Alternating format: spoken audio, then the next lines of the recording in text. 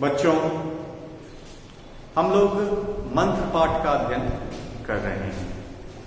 ठीक है, मंत्र जो कि है प्रेमचंद्र द्वारा लिखित कहानी है। इस पाठ का अध्ययन हम लोगों ने प्रारंभ किया है।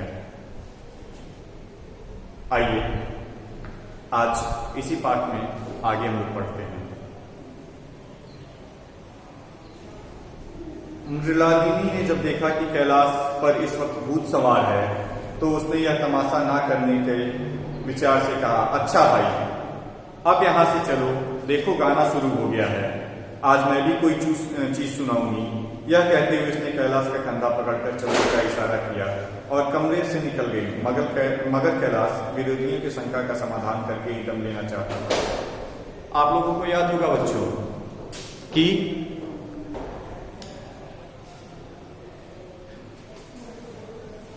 आप लोगों ने अभी पढ़ा कि हाँ, डॉक्टर चड्ढा जो थे वे बुड्ढे के बेटे का इलाज नहीं करते हैं, बुड्ढा का बेटा मर जाता है।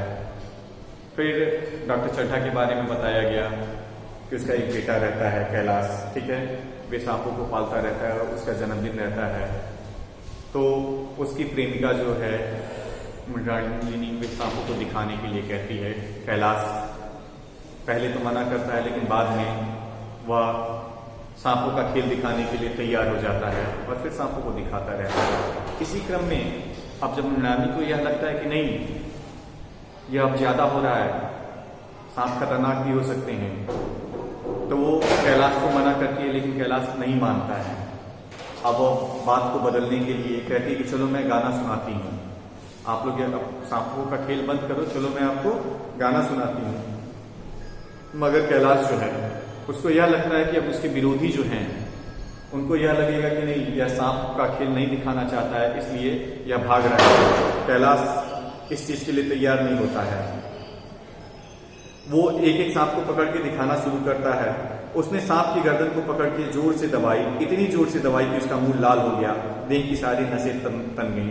सांप ने अब तक उसके साथ ऐसा, उसके हाथों ऐसा व्यवहार ना देखा था। उसकी समझ में ना आता था कि मुझे क्या करना चाहिए।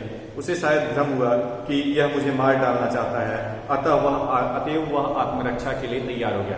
कैलाश जब सांप को पकड़ के उसकी नस को दबाता है तो सांप को लगता है कि बस अब यह उसकी हत्या करना चाहता है, इसलिए वह अपनी आत्मरक्षा अर्थात अब वह उसे डसने के लिए तैयार हो जाता है। कैलाश ने उसकी गर्दन खूब दबाकर मुंह खोल दिया और उसके जहरीले दांत दिखाते हुए बोला, जिन सज्जनों को शक है आकर देख ले, आया विश्वास या सब अभी भी कुछ शक है।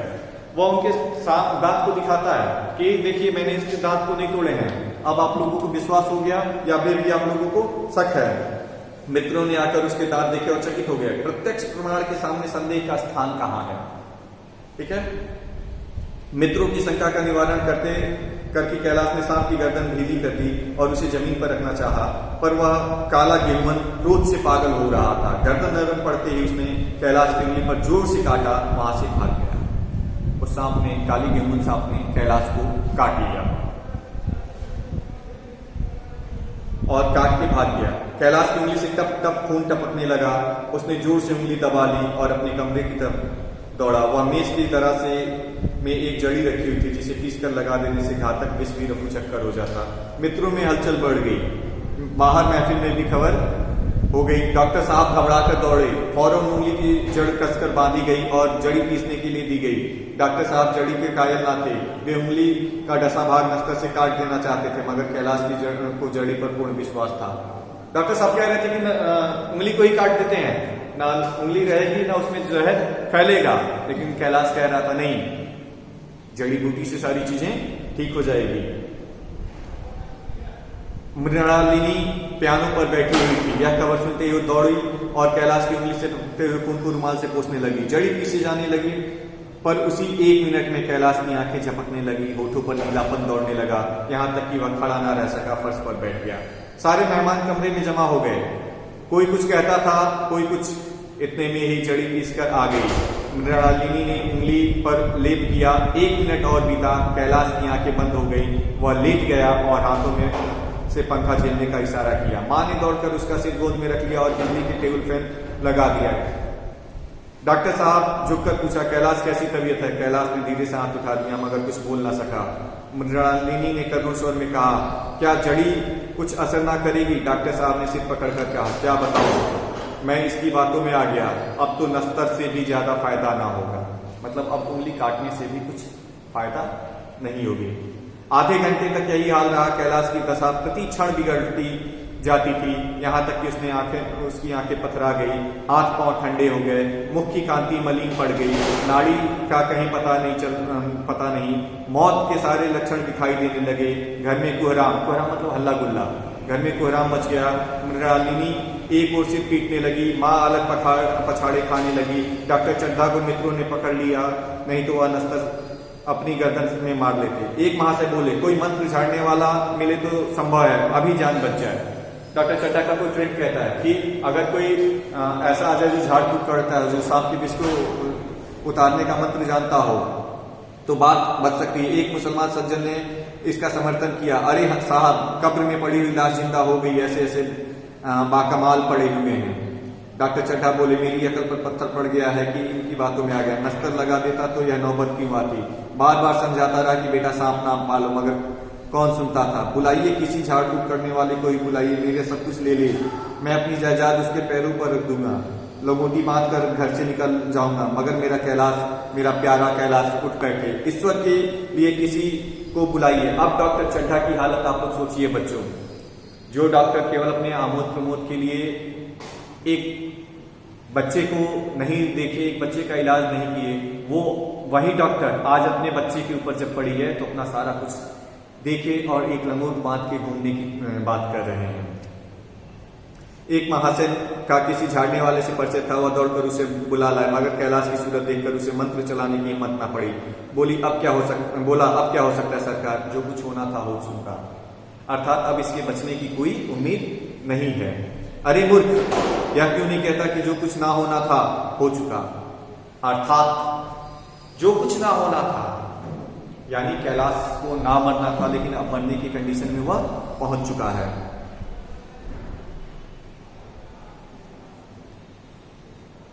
माँ बाप ने बेटे को का सेहरा कहाँ देखा, अर्थात अभी उसकी शादी कहाँ हुई है। मृणालिनी की कामना तरु क्या पल्लव और पुष्प से रंजित हो उठा। मन को ये वह स्वर्ण स्वप्न जिनसे जीवन आनंद का स्रोत बना हुआ था, क्या पूरे हो गए? जीवन का नृत्यमय तरीका मंडित सागर और में आमोद की बाहर डूबते हुए क्या नौका जलमग्न हो गई? जो ना होना था वह हो गया। सोचिए, जो ना होना था वह हो गया। ना अभी उसकी शादी हुई थी, ना मृणालिनी के साथ उसके प्रणव हुए थे, ना वो अभी जीवन के आनंद को उठा पाया था। जो होना था क्या वह हो चुका।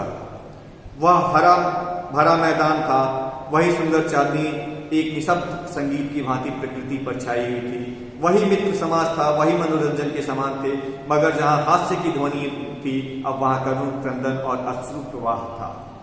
प्रेमचंद के लेखनी पे ध्यान दीजिए, उनके शब्दों के चयन पे ध्यान दीजिए बच्चों। देखिए क्या कह रहे हैं, वही हरा भरा मैदान था, वही सुंदर चांदनी एक निशब्द संगीत की भांति प्रकृति पर छाई हुई थी। वही मित्र समाज था, वही मनोरंजन के समाज थे, मगर जहां हास्य की ध्वनि थी वहां अब करुण क्रंदन और अश्रु प्रवाह था।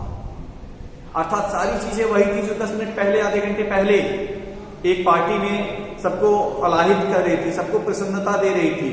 सारी चीजें अभी भी थी, लेकिन परिस्थिति ने ऐसी करवट ली कि जो वहां पे हंसी खुशी का माहौल था, वहां पे अब केवल क्रंदन हो रहा था, अश्रु प्रवाह हो रहा था। लोग रो रहे थे, चिल्ला रहे थे, विलाप कर रहे थे। शहर से कई मील दूर एक छोटे से घर में एक बुढ़ा और बुढ़िया अंगीठी के सामने बैठे जाड़े की रात काट रहे थे। शहर से कई किलोमीटर दूर एक बुढ़ा व्यक्ति और उसकी वाइफ अंगीठी ताप के कैसे भी रात काट रहे थे। बुढ़ा नारियल पीता था और बीच बीच में खांसता था। बुढ़िया दोनों घुटनियों में से डाले आग की ओर ताक रही थी। एक मिट्टी के तेल की कुप्पी ताक पर चल रही थी। मिट्टी के तेल की कुप्पी अपने पूर्वांचल की भाषा में दिया या ढिबरी कहा जाता है बच्चों। वो चल रही थी। घर में ना चारपाई थी ना बिछौना, एक किनारे थोड़ी सी पुआल पड़ी हुई थी। इसी कोठरी में एक चूल्हा था। बुढ़िया दिन भर उपले और सूखी लकड़ियां बटोरती थी। बुढ़ा रस्सी काटकर बाजार में बेचता था, रस्सी बटकर मतलब रस्सी बनाकर इसी कोठरी में यही उसकी जीविका थी। उसे उन्हें ना किसी ने रोते देखा ना हंसते, उनका सारा समय जीवित रहने में कट जाता था। अर्थात वो अब किसी चीज से उन्हें किसी कोई प्रभाव नहीं पड़ता था, ना वो कभी किसी के सुख में हंसते थे ना कभी किसी के दुख में रोते थे, और वे अपने जीवन के बारे में भी नहीं सोचते थे। मौत द्वार पर खड़ी थी, या रोने या हंसने की कहाँ फुर्सत। बुढ़िया ने पूछा, कल के लिए सन तो है ही नहीं, काम क्या करोगे? ठीक है बच्चों, शेष अगले वीडियो में। धन्यवाद।